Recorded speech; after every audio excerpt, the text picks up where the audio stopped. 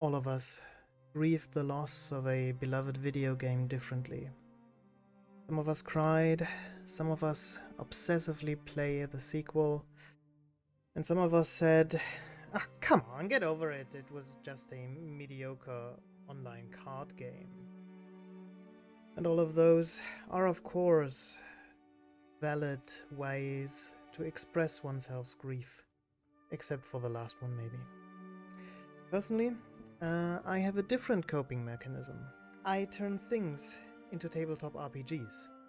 So let's talk about how to turn an online VGC into a tabletop RPG.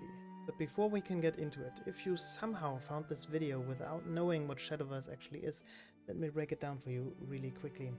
As I said already, it was basically an online virtual card game, very similar to Hearthstone, but anime.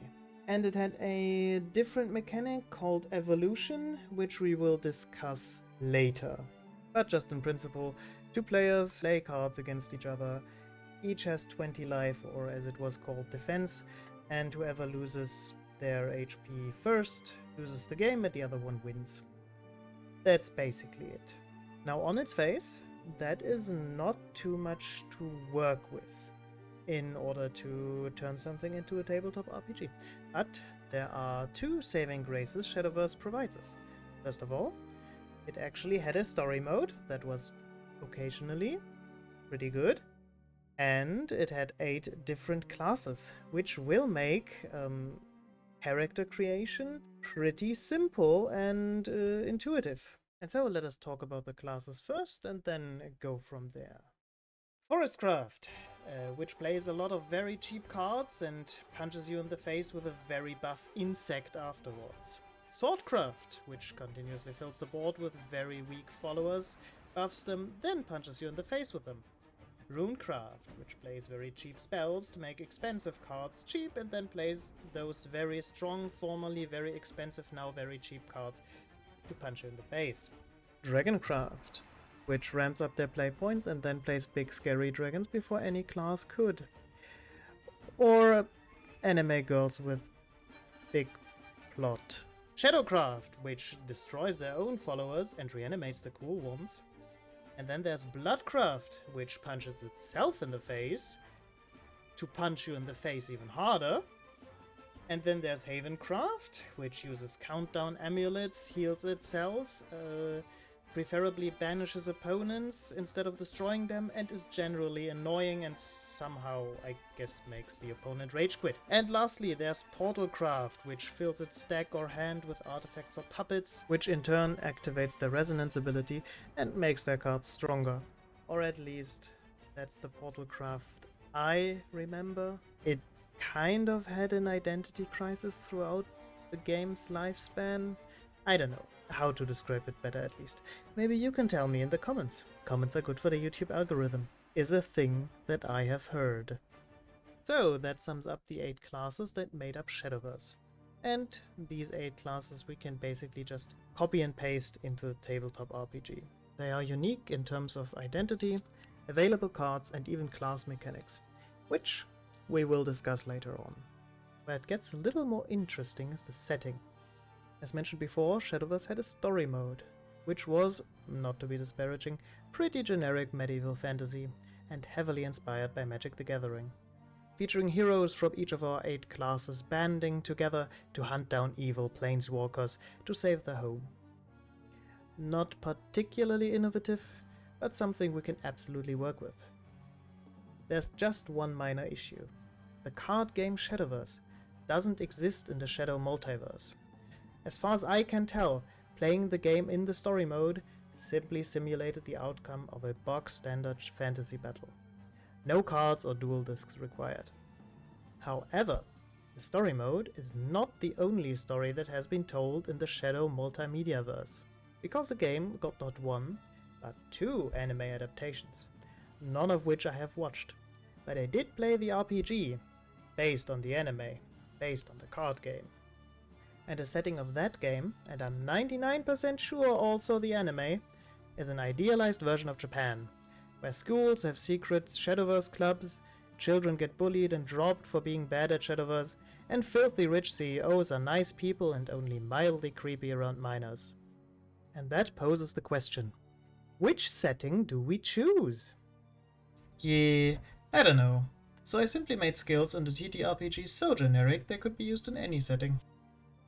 And so our characters are defined by their charisma, intelligence, strength, perception, and their understanding of medicine, nature, and the occult. And of course, their luck. The most important skill in any card game. So important, in fact, that it warrants to be discussed separately later on. Concerning skill checks, I opted to take inspiration from the Call of Cthulhu tabletop RPG. Meaning, each skill has a skill level between 5 and 95, which is equal to the character's chance to succeed on a check asking for that skill. So, if your strength is 70 and your game master asks you to make a strength check, you have a 70% chance to pass. To roll the check, simply roll a d100 die, and if your result is equal to or lower than your skill's level, you succeed. Also lifted from Call of Cthulhu are difficult and extreme checks, where you have to roll lower than half or 1/5 of your skill level, respectively. Which skills you are good at is partially decided by skill points that you can distribute however you like, which you receive when you create your character and every time you level up, or rather rank up in this case, and also which class you are playing in Shadowverse, as it grants you a bonus die in 2 skills, which means you get to roll the 10th percentile die twice and use the lower result for skill checks. On a side note, I wasn't sure how to call the Game Master in this game. I considered calling them Keeper, as the role of interdimensional evil fits a Game Master who controls the enemies quite well. But that term is already used in Call of Cthulhu and might also convey a hostile relationship between Game Master and players, which should never be the case in any tabletop game. So for now, I opted to call them Yudi after the senpai character from Worlds Beyond. But you should totally let me know your opinion in the comments, as comments are good for the YouTube algorithm. Or so I've heard. Now let's talk a little bit about luck. First of all, luck is still a skill, which means you can still be made to roll a luck check. But luck has more applications than that. It can be used to draw specific cards, both from your deck and from card packs, and it can be used to modify any die roll. For example, if you were to roll a 75 on your strength check, but you need a 70 to succeed, you could sacrifice 5 luck points to reduce your result by the same amount, and ultimately succeed on your check. But be careful, luck's maximum skill level is not 95, but only 60, and it cannot be increased by investing skill points. Instead, luck is gained upon winning matches and lost upon losing matches, and if your luck runs out, your character dies, or becomes unable to play Shadowverse, which might be even worse. In any case, you will have to make a new one. And that about wraps up all you need to know about skills and skill checks. Let's now talk a little bit about character progression. And again, Shadowverse provides us with a template to use and expand upon. First of all, a character can of course progress by collecting more cards and strengthening their decks. But Shadowverse also had a ranking system, creatively combining letters and numbers. So a new player would start at beginner rank and then make their way through D, C, B, A, AA and master rank to ultimately reach Grandmaster. Beginner, D, C, B, A and AA ranks were also divided into the 0, 1, 2 and 3 subdivisions. So a player might be in the B2 rank and then rank up into the B3 rank, for example. For the TTRPG, I decided to reduce the number of ranks a bit, cutting out the beginner and D rank and also the 0 subdivisions. Now, in the VGC, these ranks had no effect on gameplay. Ranking up only increased your prestige and the size of your Valkyrie spear. But in the tabletop RPG, as it replaces a standard leveling system, your character will get more tangible benefits. Increasing the number in your rank, so going from C1 to C2 rank for example, gets you a card pack and some additional skill points. And increasing the letter of your rank, so going from C3 to B1 rank for example, also gets you some skill points and card packs, but also grants you a special ability. like giving all your forest bat tokens drain, or redirecting card effects to different, similar targets. Fundamentally, we are applying a truth about the card game world I learned from the Shadowverse Champions Battle RPG. The higher your rank, the more powerful your cheats. But cheating alone won't win you matches of Shadowverse. You also need to assemble a powerful deck, and doing that is a little different when compared with the VGC. Now, we could of course simply write down a deck list, give each card a number, and when playing the game, randomly draw that card from the deck. But that would be too simplistic and hardly innovative. Also runs into some problems when your deck is almost empty and you keep rolling the number of cards you already drew, and then you have to re-roll again and again and again and again. So instead, building a deck will be done the following way.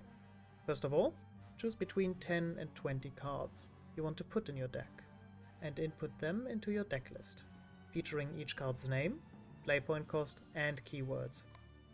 Then you will choose one keyword from each unique card and input it into a keyword table. Example: Deathly Tyrant features the keywords Necromancy and Storm. You may choose either one of them and put it in any position in your table. Once you have done that for all your different cards in the deck, fill the remaining spaces in your keyword table with the keyword Vanilla, which represents all cards that do not have a specific keyword. And ta-da! You created a deck for the unofficial Shadowverse tabletop role-playing game. And with that, we can finally get into the truly silly part of this video: simulating playing a card game in a tabletop RPG. First issue: who is playing? The VGC entirely consisted of 1v1 matches, but tabletop RPGs are, generally speaking, cooperative multiplayer games. And so our characters will be playing as a team, and quite often against a team of enemies. And so, we cannot let a coin decide who begins. Instead, each player or participant in a Shadowverse match will be rolling a D100 and take their turns in descending order. Why use a D100, you might ask? Because that too is a die roll you can manipulate with luck points, so using a die with fewer sides might make luck too powerful. At the start of a match, as in the VGC, you have 20 defense and you lose when your defense falls to or below 0, but that doesn't mean your entire team loses the match. You will, however, lose luck points and not receive any even if your team ends up winning. You will also draw 3 cards, but you won't be able to mulligan. That would simply be too powerful, and even if you have a bad hand, your teammates can likely compensate. And this feels like a good time to explain how drawing cards actually works. And as teased earlier, it is quite different from an actual card game. You will roll 2 dice, one d10 and one d20. The d10 will decide the cost of the card you will be drawing, the d20 will decide the keyword, based on the keyword table from earlier. Then you draw the card which fulfills both. For example, you roll a 6 on the d10 and the Storm keyword on the keyword table. Deathly Tyrant is a 6-cost follower with Storm, so you would draw this card. But what if there are multiple cards with the same keyword and the specified cost? Then rejoice! You can choose which one you draw. But what if there are no cards with that keyword at the specified cost? Then you draw a card with that keyword, but the next lower playpoint cost. And if you don't have a lower cost card featuring the determined keyword, then you get to draw the card with the next higher cost. In the end, you should always end up with at least one card to draw. But what if I already drew 3 copies of my only card with a specific keyword?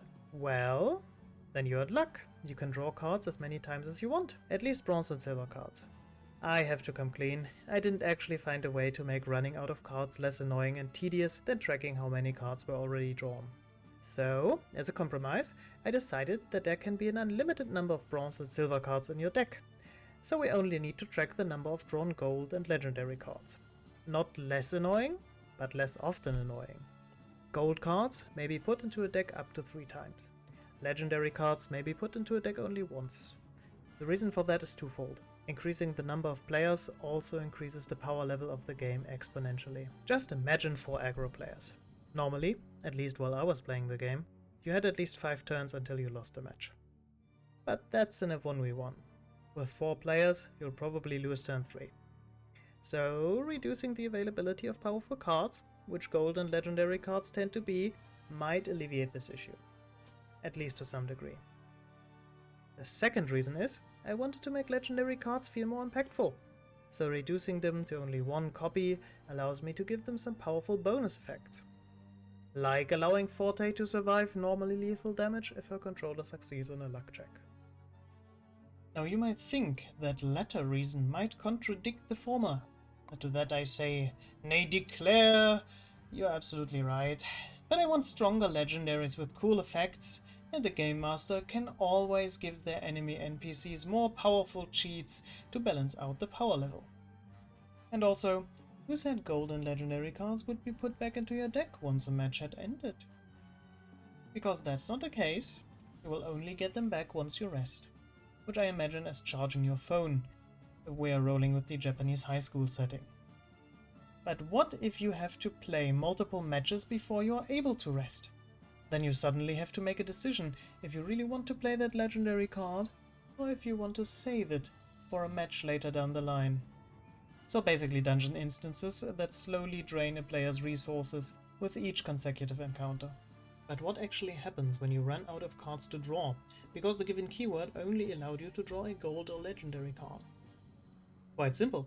You replace that keyword with vanilla until you rest. And I should mention, in this game, legendary is a keyword, and legendary cards must be represented by this keyword, and can only be drawn from that keyword. So even though Dark Dragoon Forte has the keyword Storm, you would not be allowed to draw her from Rolling Storm on the keyword table. Oh, and be careful, if you don't have any vanilla cards in your deck, and you land on the vanilla keyword, your deck is considered empty and you lose. And yes, that means if your deck contains only 10 different cards, and none of them is a vanilla card, you have a 50% chance to lose the match with every card you draw. Even your first. Is that good game design? Maybe not, but I think it's funny. So where were we again? Ah yes, actually playing the game. So as in the VGC, at the start of your turn you draw 1 card and you gain 1 playpoint orb, up until 10, and refill all empty playpoint orbs. And as in the VGC, on your turn you may play cards from your hand using your PP. And you get to attack with your followers, as you are used to, but you might have more targets to choose from, since you might have multiple opponents. Where things change a little is the field. As the TTRPG needs to accommodate more players, the field is expanded. But only from 5 to 8. Spaces per team, not per player. Followers with ward, as you might expect, protect the entire team, not only the player who put them on the field, and cards that reference allied followers can be used on all followers that belong to your team, including those controlled by other players. Another quite major change is to the cemetery and shadows. Tracking shadows by hand is possible, but very annoying. So we'll change it up a little, so it is less annoying. To that end, only discarded cards, overdrawn cards, destroyed followers, including tokens, and destroyed amulets move into the cemetery. Spells are banished upon being played, mainly in order to fill the cemetery less quickly, and also to give the person keeping track of the cemetery a bit of a break. Also, I feel like it is harder to miss when things from the field go into the graveyard than it is to miss a spell in a barrage of instantly resolving spell effects. And finally, evolving works similarly to the VGC, but all players only get to evolve twice and can only evolve from turn 5 onwards. And evolve points are only restored upon resting, not at the end of a match. And for the final part of this video, I want to take a closer look at the class-specific mechanics, with the exception of Havencraft, since countdown amulets are, for one, not very class-specific, and also very one-dimensional, and doesn't need additional rulings. My main goal with the other class mechanics was to make them more communal, meaning your teammates can help you trigger your class mechanic. With that being said, let's start with Forestcraft's combo. Basically, when enough cards are played in a turn, some cards' combo abilities activate. Most iconic example, Rhinoceroach, which gets +1 attack for each card played this turn before Rhinoceroach. The only change to this ability is, if you and a teammate have turns one after another, it counts as the same turn, and your combo also increases when your teammate plays a card. Extremely powerful, but also quite situational, unless you invest luck points to manipulate your initiative roll, of course. Next up is Necromancy. Since each team has a shared cemetery, your friends can assist you with this ability simply by discarding cards or putting followers onto the field, which ultimately die. As we aren't tracking shadows directly, Necromancy doesn't consume shadows. Instead, to activate Necromancy X, you need to banish X cards from your team's cemetery. Then there's Spell Boost, and I have a feeling this mechanic took a major hit. Since tracking Spell Boost for every card in hand would be tedious to say the least, Spell Boost in the TTRPG is simply a pool of points that are increased whenever an allied spell is put into banishment. Usually by being played, but also when banished via Necromancy, for example. And any number of these points may then be expended to activate a Spell Boost ability. This can be very strong, since the mechanic doesn't rely on spell boostable cards to be in your hand, but it may also be pretty weak, since each banished spell only grants 1 spell boost, whereas playing a spell with 5 spell boostable cards in your hand would have given you 5 spell boosts, in a sense. Not sure if this version is weaker or stronger than its VGC counterpart, but I'm leaning towards a bit weaker. Vengeance is pretty simple. It activates when you or a teammate falls to 10 defense or lower. And for Resonance, I have to admit, I didn't find a way for your teammates to help you activate it.